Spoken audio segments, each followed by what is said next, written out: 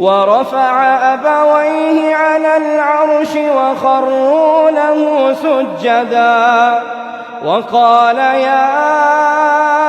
أبت هذا تأويل رؤياي من قبل قد جعلها ربي حقا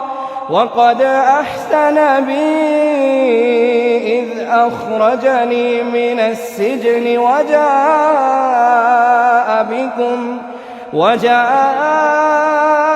بكم من البدو من بعد أن نزغ الشيطان بيني وبين إخوتي إن ربي لطيف لما يشاء إنه